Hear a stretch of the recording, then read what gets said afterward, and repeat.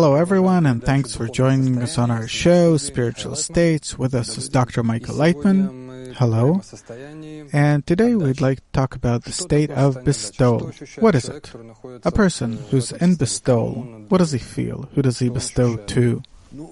Well, first of all, you need to clearly orient yourself, as the wisdom of Kabbalah says, that Kabbalah is a science that explores the state of the world, the universe, of man, man's nature, and it claims that there is no bestowal whatsoever. The entire nature of our world is egoism, meaning the desire to receive. And how to bestow then? No one bestows nothing to anyone. Neither the still, vegetative, animate, nor human beings can give anything to anyone altogether without receiving something in return. Well, if to receive something in return, then it doesn't mean to give. It's simply exchange. If I give something in order to get something good, then practically it's reception. When we pay money in a shop and we buy something, do I give? So it's egoistic altruism. Altruism is a concept that doesn't exist altogether. It's invented by philosophers. And what about cells in a body that give, bestow?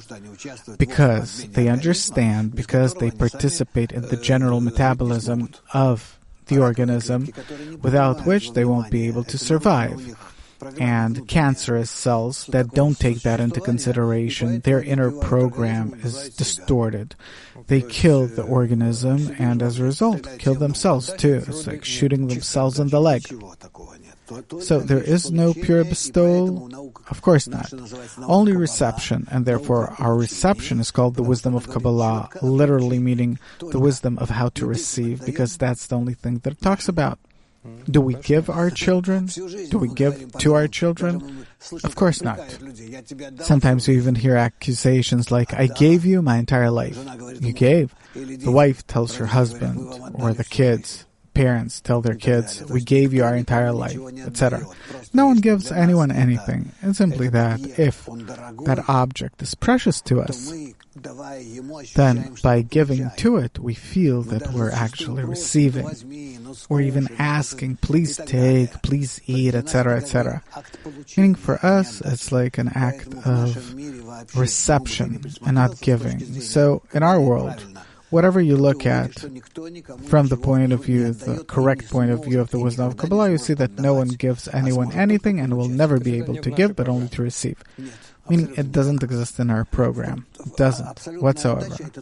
Absolute bestowal is something that exists only in the Creator.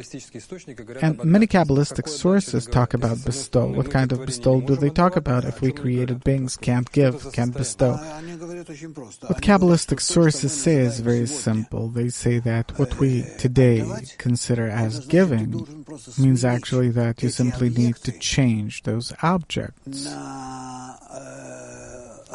for something that's your own, close to you, necessary to you, and then you will be able to give to them, like to your child, like to your relatives, but it will be reception, right? But you need to change your attitude toward them. You need to consider them close, and then you'll give. So if toward my child it's natural, then here I have to make an effort. It's not natural to turn one person out of 1 billion who's a stranger to make him as close as my child, but that's it. This is what the Kabbalah talks about? Yeah, see how simple everything is. How can I do it? For that, I need to see the general picture of creation, to feel how we're all interconnected, how, through my friends, I can reach a state that is higher, more exalted, and then I go to them, I connect with them. They become dear and close to me because suddenly I discover that they're a part of my soul, and so I give them. It's not that I give them, I invest in my soul. So love toward others, connection, everything that the Kabbalistic sources talk about, it's impossible until a person sees that he's part of that general system, soul, organism. Right. I can't simply give my hand doesn't move. It's going to be against the law of nature. Well, this is something that we'll probably touch upon on another show, how to do it. Yeah, it's an entire system. For this, we need to see that each of us is a part of a tremendous global system and that we're in complete interdependence. Furthermore, such interdependence that those outside of me actually determine myself entirely. And therefore, if I'll care for them, then I will ensure my future. And if I reach a state where I think only about them and not about myself, then I actually provide myself with a perfect future. It's like Ari writes, there are 5 types of desire. 2 of them are inner desires of mine, and they're close to me. That's why I care for them. And there are 3 other types of desire that are outside of me, including people, and I can't care about them because I feel them as alien. So I'll feel them much closer than the ones you feel close today. Just like I'm willing to serve my own desires now, I'll want to serve their desires even more. Right.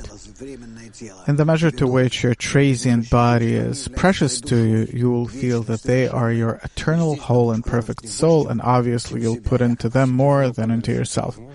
It's hard to believe that it's possible.